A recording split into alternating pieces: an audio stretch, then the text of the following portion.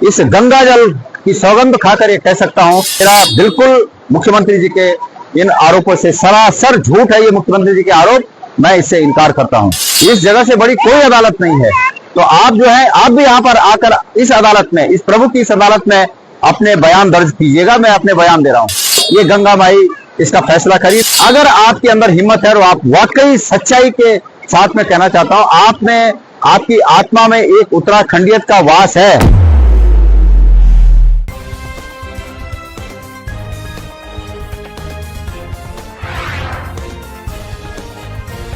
केदारनाथ विधानसभा के उपचुनाव में ये हमारा सौभाग्य है कि आज हमको यहाँ पर अलकनंदा और मंदाकिनी के संगम पर यहाँ पर आने का सौभाग्य मिला। मां गंगा को प्रणाम।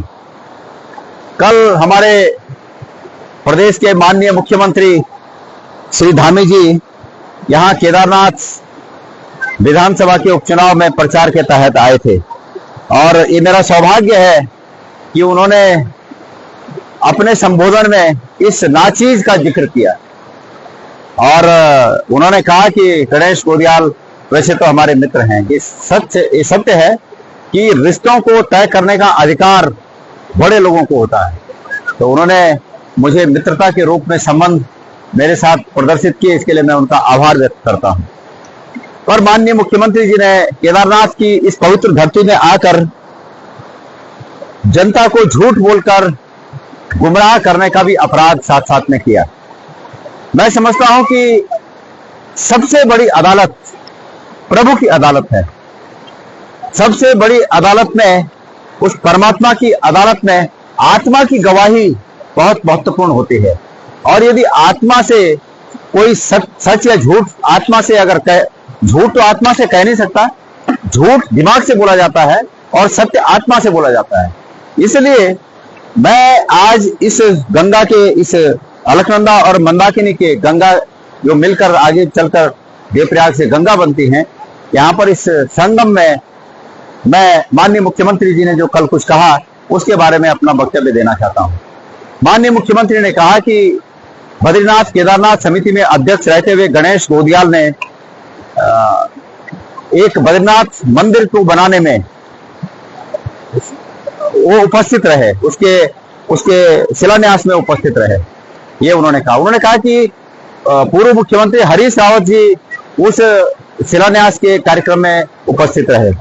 मैं ये मानता हूं धामी जी कि इससे बड़ी बात तो नहीं है और मैं आपसे भी उम्मीद करूंगा कि जो बातें आपने एक राजनीतिक मंच पे कही, अगर आपके अंदर हिम्मत है और आप वाकई सच्चाई के साथ में कहना चाहता हूं, आप में, आपकी आत्मा में एक उत्तराखंडियत का वास है, तो जिस प्रकार से मैं आज यहाँ पर ये गंगा जल, ये संगम पर ये गंगा जल लेकर इस गंगा जल की सौगंध खाकर ये कह सकता हूं कि आपके तमाम आरोप झूठे हैं, उसी तरह आप भी यहाँ पर आकर कहिए कि गणेश गोदियाल के आरोप झूठे हैं। मैं आज ये गंगा जल लेकर यहाँ पर ये कहना चाहता हूं कि महाराष्ट्र में बने बद्रीनाथ मंदिर से, बद्रीनाथ मंदिर समिति के पद, प्रतिष्ठा और संसाधन और निजी रूप में भी प्रतिष्ठा या संसाधन का उपयोग मेरे द्वारा अगर उस मंदिर के निर्माण में कहीं भी उपस्थित होकर, शिलान्यास तो क्या, उसके बाद भी कहीं भी अगर उपस्थित होकर किया गया हो तो ये गंगा माई इसका फैसला करी। मेरा बिल्कुल मुख्यमंत्री जी के इन आरोपों से सरासर झूठ है। ये मुख्यमंत्री जी के आरोप, मैं इससे इनकार करता हूं। और माननीय मुख्यमंत्री जी, गंगा जल लेकर मैं अब आप पर आरोप लगाता हूं। आपके ऊपर आरोप यह है कि आपने केदारनाथ से केदार शिला दिल्ली तक पहुंचाने के लिए बद्रीनाथ मंदिर समिति का उपयोग किया, उनसे केदार शिला मंगवाई। आप पर आरोप है कि आपने दिल्ली के बुराड़ी में तथाकथित रूप से केदारनाथ धाम की स्थापना के लिए जो सदस्य इकट्ठे करके उनका रजिस्ट्रेशन करवाने में मदद की, उसके साथ आप, उन लोगों के साथ आपके पहले से संबंध है। ये आरोप मैं लगा रहा हूं। आप आकर यहाँ पर इन आरोपों का, कोई अदालत नहीं है इससे बड़ी, जिस जगह मैं खड़ा हूं इस जगह से बड़ी कोई अदालत नहीं है। तो आप जो है, आप भी यहाँ पर आकर इस अदालत में, इस प्रभु की इस अदालत में अपने बयान दर्ज कीजिएगा। मैं अपने बयान दे रहा हूं। तो आपने वहां पर वो सहयोग किया, आपके मुखार बिंदु से ये सब हुए कि जो लोग केदारनाथ नहीं जा पाएंगे वो लोग यहां पर आकर दर्शन कर सकते हैं। आपने ये बात कही आपने एक नया धाम केदारनाथ के रूप में एक नया धाम दिल्ली में बनाने की स्थापना करने के लिए प्रयास किया। ये मेरे आरोप हैं, और अगर ये सत्य नहीं है तो आप कृपया यहां पर आकर इसी प्रकार से गंगा जल को हाथ में रखकर आप भी अपने बयान दर्ज करा सकते हैं। इसलिए मुख्यमंत्री के रूप में आपकी प्रतिष्ठा यह है कि आप उत्तराखंड के मुख्यमंत्री हैं, और उत्तराखंड के मुख्यमंत्री से यह अपेक्षा नहीं की जाती कि उत्तराखंड का मुख्यमंत्री चुनाव को जीतने के लिए झूठ का सहारा ले। वैसे आपकी पार्टी का ये तो इतिहास है कि आप चुनाव जीतने के लिए झूठ तो क्या, आप कुछ भी करने को तैयार हैं।